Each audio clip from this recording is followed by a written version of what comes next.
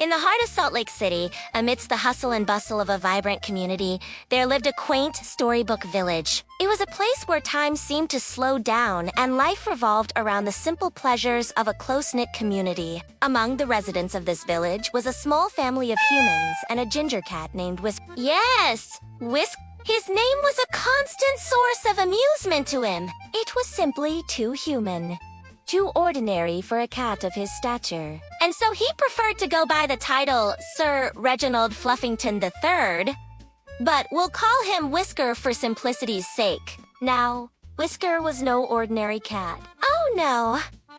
He was a chubby, fluffy ball of orange fur with a perpetually rumbling tummy and a heart full of adventure. Every sunrise brought a new opportunity for discovery. Whether it was the intoxicating scent of freshly baked bread from Mrs. Peabody's kitchen, or the intriguing rustle in the bushes outside his window, Whisker was eager to explore. So one morning, when the Morrison family arrived from Salt Lake City for a week-long stay, Whisker knew he had to make this visit memorable. "My dear family," he declared upon their arrival, adjusting his self-imposed collar made of fallen leaves. "A week is far too long to spend without proper adventure. Why don't you take me on a tour of your city? I simply must see what lies beyond our humble village." The Morrisons, with their 2 young daughters, Emma and Lily, were charmed by Whisker's audacity. They couldn't resist those pleading emerald eyes set in a face of such comical "All right, Whisker," said Emma, scratching behind his ears. "We'll show you the best of Salt Lake City." And so began the great adventure of a chubby ginger cat and his human companions. Their first stop was the world-famous Temple Square, a place that pulsed with life, culture, and a rich history. Surrounded by towering granite buildings and manicured gardens, it exuded a sense of serenity that belied its bustling location in the heart of the city. As they approached, the square's iconic golden statue of Mormon pioneer leader Brigham Young caught Whisker's attention. Perched atop a pedestal, the statue's gaze swept over the sprawling grounds below, mirroring the cat's own inquisitive stare.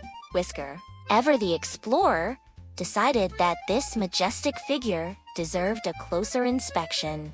Much to the amusement of the Morrison children, Whisker proceeded to scale the statue, his fluffy form making surprisingly agile progress up the bronze figure's outstretched arm. Reaching the shoulder, he paused to survey his domain before leaping onto the outstretched hand.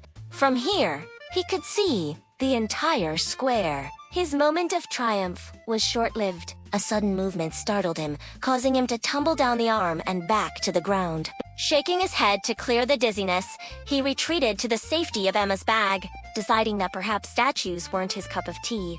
Later, after many head scratches and a nap in the warm afternoon sun, it was time to leave the square. Whisker's first taste of city life had been exhilarating, and he was ready for more. Next on their list was a trip to the bustling City Creek Center.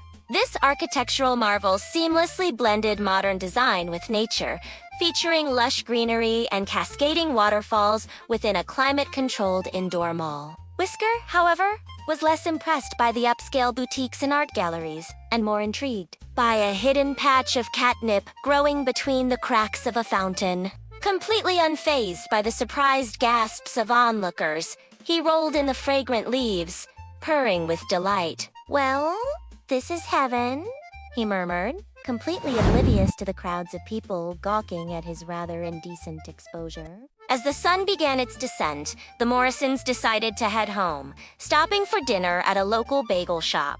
The aroma of freshly baked bread and savory fillings had lured them in, and they were certainly not disappointed.